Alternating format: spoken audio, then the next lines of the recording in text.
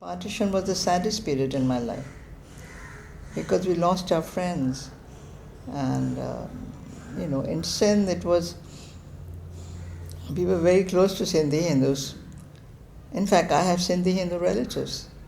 There were a lot of intermarriages. So my grandmother's cousin was Archarya Kripalani, who is a very well-known figure in India. I met him after Bangladesh. But, it was very free for children especially, and for women too. Well, you could say when I started schooling, it was very cosmopolitan, pretty secular. People weren't separated by religion. And we had a very comfortable and happy childhood. I used to go to convent school, St. Joseph Convent. But I studied in various districts because my father was transferred, or he was also very ambitious to send us to best possible places. So I studied in Kashmir, I remember, because he used to visit Kashmir every year. So we went to Kashmir's school there. It was a presentation convent, something like that. Then I studied in Karachi. I studied in Hyderabad. Also, I studied in Lahore, Kinnaird College, where I did my undergraduate, intermediate. That's when the partition took place. While I was doing my intermediate, 1947 struck. So we had to be parted from all our non-Muslim friends. It was a very sad period for me. My mother was very fond of getting all of us educated. She took me to Kinnaird herself. To be admitted. I was too young then, and there was no chance of my getting any admission. So she asked for interview with the registrar, M.G. Singh. His name was M.G. Singh.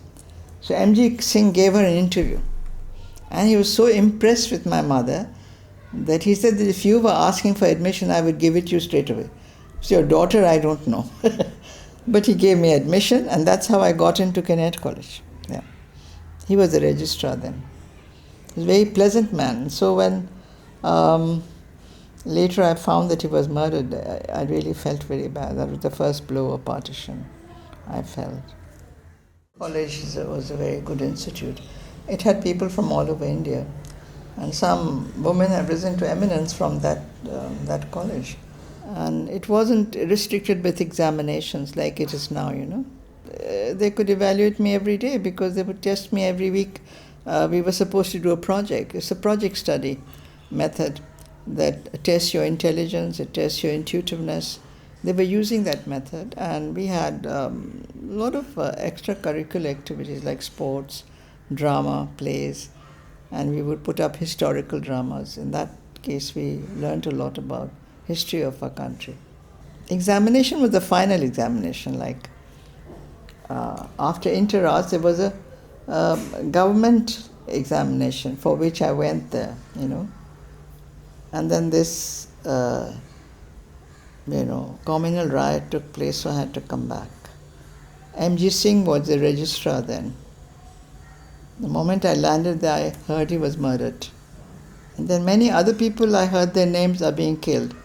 And I went with my brother to give the exam of inter-arts, which if I hadn't given, I wouldn't have gone further, So I was unable to give the exam, but they gave me a certificate anyway because of disturbance.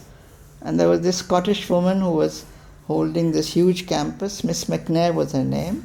And there was another woman whose name I've forgotten. There were only these two professors who were in this huge campus, and my brother and I were there. And we were very sad that partition is taking place, and this is what has happened. So most of my friends were not there. I was alone then. And I heard about the murder of this person, the murder of another person. So I came back to Sindh. The journey was not very pleasant. And just to be on the safe side, I was told by Miss McNair just to wear a cross so that people won't know that I'm either Hindu or Muslim. And that's how I came back. Did you wear the cross? Yes, I did. I have no objection to wearing anything to save my life. I was very young then, and it was a very bitter experience for me. I was 18 then. And then I came back and studied at home, because in Sindh the professors had left. The best of the academicians had left. There were not many professors left. So I studied at home with an arrangement with a Muslim professor, whom I still remember, Dr. Ikramullah, and a monk, Father Darcy. Then all the friends started leaving. Friends left from Sindh. Some of them stayed back till the bitter end, and in the college was empty. When I went again 2 years afterwards, there were only Muslims. And now Kinnaird College has only Muslim women. It's still there in Lahore, it's one of the best colleges. I never knew people as Muslims and Hindus. Even today I don't.